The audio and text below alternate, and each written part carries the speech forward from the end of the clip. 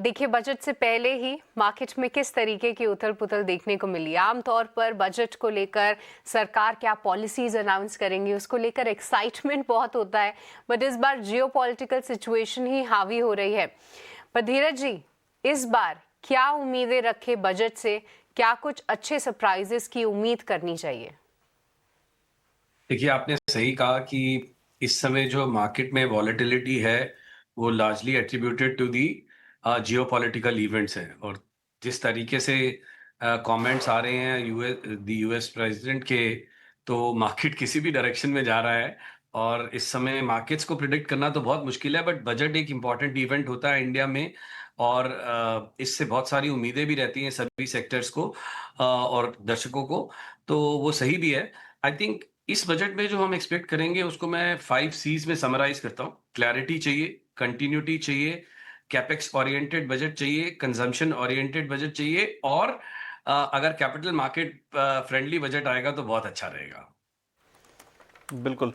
आपने जो sir last सी रखा है वो कैपिटल मार्केट फ्रेंडली, तो क्या उम्मीद है कैपिटल मार्केट की इस बार के बजट से? क्या एलटीसीजी, एसटीसीजी, एसटीटी को लेकर कोई उम्मीद कर रहे हैं?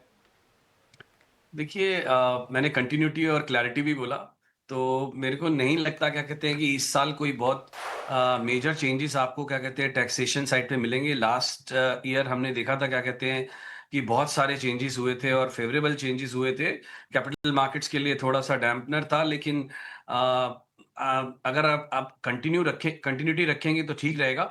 अगर आप थोड़ा-सा क्या कहते हैं फाइनेंस मिनिस्टर एसटीटी को रिड्यूस करें या एबॉलिश करें डिलीवरी रेट पे तो वो एक लॉन्ग टर्म इन्वेस्टर्स के लिए फेवरेबल रहेगा क्योंकि जब एसटीटी इंट्रोड्यूस किया गया था तो उसका ऑब्जेक्टिव ये था कि उस समय कैपिटल गेन टैक्सेस नहीं थे तो at the time of buying and selling आप एक टैक्स कलेक्ट कर रहे थे। अभी आप at the time of buying and selling भी टैक्स कलेक्ट कर रहे हो और कैपिटल गेन्स पे भी टैक्स है और वो भी इंक्रीज किया है। तो उस हिसाब से मुझे लगता है कि थोड़ी सी राहत देनी चाहिए एसटीटी पे। ऑलराइट, तो थोड़ी सी राहत देनी चाहिए एसटीटी पे। पर धीरज जी, देखिए, ये कुछ उम्मीदें मेरे एक्सपीरियंस में कहते हैं कि हर साल ही ऐसी कुछ उम्मीदें हम ज़रूर लगा के चलते हैं, बट ये साल थोड़ा सा इंटरेस्टिंग या फिर थोड़ा सा डिफरेंट इसलिए भी है क्योंकि एफआईएस का पार्टिसिपेशन लगातार जो है वो कम होता हुआ नजर आया है। अगर एसटीटी में कोई कुछ चेंजेस होते हैं तो क्या ये एफआईआईएस को फिर से प्रोत्साहित करेगा वापस आने के लिए, और अगर ये हुआ तो एज एन इन्वेस्टर आपको कहाँ पर ध्यान देना चाहिए? देखिए एफपीआईज जो अपना डिसीजन लेंगे to invest again in India वो टैक्सेशन पर्टिकुलरली एसटीटी पे डिपेंडेंट नहीं होगा। वो डिपेंड करेगा कि कैसी आपकी अर्निंग ग्रोथ रहती है और कैसे आपके मैक्रोस प्लेस करते हैं और ओवरऑल क्या ग्लोबल एनवायरनमेंट है।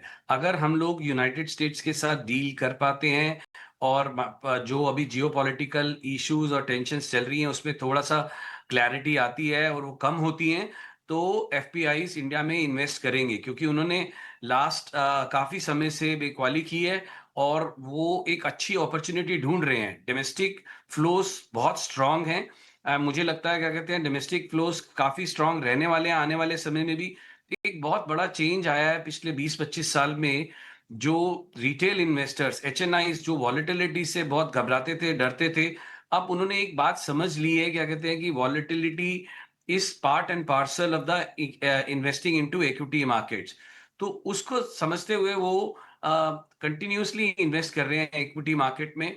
तो मुझे लगता है डोमेस्टिक फ्लोस तो स्ट्रांग रहेंगे लेकिन एफपीआईज का डिसीजन टैक्सेशन पे इतना डिपेंडेंट नहीं है। वो अर्निंग्स ग्रोथ देखेंगे जैसे ही हमारी डिसाइसिव अर्निंग ग्रोथ विजिबल होगी, मैक्रो एनवायरनमेंट स्टेबल होगा, आप देखेंगे क्या कहते हैं कि फॉरेन पोर्टफोलियो इन्वेस्टर्स इन्वेस्ट करना शुरू कर देंगे इंडियन मार्केट में।